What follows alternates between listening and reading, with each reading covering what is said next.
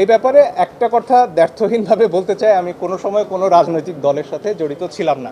তবে আইনের ভাষায় একটা কথা আছে, বিলো কন্টেন্ট, যে এমন কিছু কথা আছে যেটার প্রতিবাদ করা আসলে সেই কথাটাকে গুরুত্ব দেয়া। এটার ব্যাপারে একটা খুব সুন্দর, যেটাকে মিম বলা হয়, ভেসে বেড়াচ্ছে, যে একজন বলছেন, হার্ভার্ড বিশ্ববিদ্যালয়ে আমি মার্ক জাকারবার্গের সহপাঠী ছিলাম এবং তিনি ছাত্র শিবিরের একজন পদাধিকারী ছিলেন এবং তার মোটিভেশনাল স্পিচ শুনে এতজন সনাতন ধর্মাবলম্বী ধর্মান্তর করেছিলেন।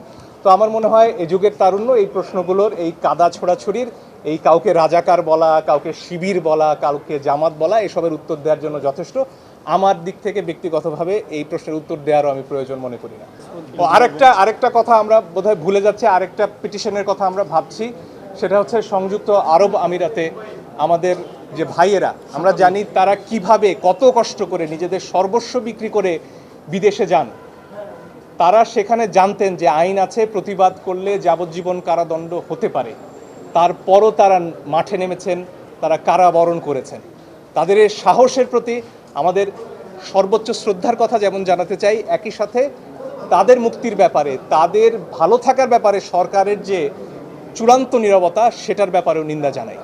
এবং এই ব্যাপারে আমাদের চিন্তা আছে কয়েকজনের, যে আমরা আরেকটি পিটিশন দায়ের করব যাতে সরকার তাদের মুক্তির জন্য আশু পদক্ষেপ নেয়।